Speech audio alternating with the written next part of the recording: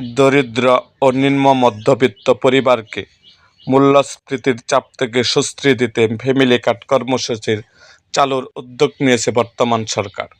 Family কার্ডের pilot প্রকল্প শুরু হতে যাচ্ছে দ্রুতই। এই কার্ডের মাধ্যমে নির্বাচিত পরিবারগুলোকে নিয়মিত নগদ সহায়তা দেওয়া হবে। প্রধানমন্ত্রী তারেক রহমান আগামী 10ই মার্চ ফ্যামিলি কার্ড উদ্বোধন করবেন। প্রাথমিকভাবে দেশের 14টি উপজেলায় দেওয়া হবে এই কার্ড। প্রতি মাসে সুবিধাভোগীরা 2,500 টাকা করে আর্থিক সহযোগিতা পাবেন ফ্যামিলি কার্ডের মাধ্যমে। সমাজ কল্যাণ মন্ত্রণালয় নতুন নীতিমালা তৈরি করেছে, যার নাম দেওয়া হয়েছে ফ্যামিলি কার্ড পাইলটিং বাস্তবায়ন গাইডলাইন 2026। এই কর্মসূচির মূল দর্শন হলো ব্যক্তি নয়, পরিবারের উন্নয়নের মূল একক। নীতিমালাটি খুব শীঘ্রই প্রজ্ঞাপন আকারে জারি করা হবে। জানা গেছে, কার্ড পাওয়ার ক্ষেত্রে 7 ধরনের মানুষের পরিবারকে অগ্রাধিকার তালিকায় রাখা হয়েছে। এতে রয়েছে ভূমিহীন ও গৃহহীন পরিবার, প্রতিবন্ধী সদস্য থাকা পরিবার, অনগ্রসর জনগোষ্ঠী, হিজড়া, বেদে ও ক্ষুদ্র নৃগোষ্ঠী এবং প্রাথমিক 5 একর বা তার কম জমির মালিক পরিবার। তবে পরিবারের কেউ যদি সরকারের পেনশনভোগী হয় তাহলে সেই পরিবার ফ্যামিলি কার্ড পাবে না।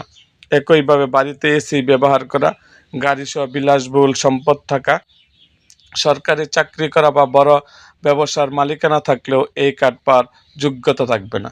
সরকারের সম্ভাব্য চূড়ান্ত নীতিমালা অনুযায়ী নিম্ন, মধ্যম ও উচ্চ আয়ের 6 ধরনের মানুষ সুবিধার বাইরে থাকবে। মূলত বিএনপির অন্যতম নির্বাচনী ওয়াদা ছিল ফ্যামিলি কার্ড কর্মসূচি। সরকার গঠনের পরপরে অগ্রাধিকার ভিত্তিতে এ কর্মসূচির শুরুর উদ্যোগ নেওয়া হয়। এই কার্ডের মধ্যে দিয়ে পরিবারগুলোকে নগদ অর্থ সহায়তা দেওয়া হবে। এই অর্থ পরিবারের নারী সদস্য বা গৃহকর্তৃককে দেওয়া হবে। এরই মধ্যে দিয়ে নারীর ক্ষমতায়নের ভূমিকা রাখবে। আর বিদ্যমান অন্যান্য সামাজিক ভাতার তুলনায় এই কার্ডের আওতায় সহায়তার পরিমাণ বেশি বলে সংশ্লিষ্ট মন্ত্রণালয় সূত্রে জানা গেছে। এছাড়া এই কর্মসূচিতে স্বচ্ছতা আনতে এবং অনিয়ম রোধে একটি কেন্দ্রীয় ডাটাবেস তৈরি করছে সরকার। জাতীয় পরিচয়পত্র এনআইডি ভিত্তিতে প্রতিটি পরিবারের তথ্য এ ডাটাবেসে সংরক্ষিত থাকবে। এই ফ্যামিলি কার্ডের মাধ্যমে দরিদ্র ও নিম্ন মধ্যবিত্ত পরিবারকে প্রতি মাসে 2,000 থেকে 2,500 টাকা অথবা সমমূল্যের নিত্য প্রয়োজনীয় পণ্য সরবরাহ নিশ্চিত করা হবে। এই অর্থ ও পণ্যের সেবার পরিমাণ পর্যায়ক্রমে বাড়ানো হবে। প্রতি পরিবার কেবল একটি কার্ড ইস্যু করা হবে।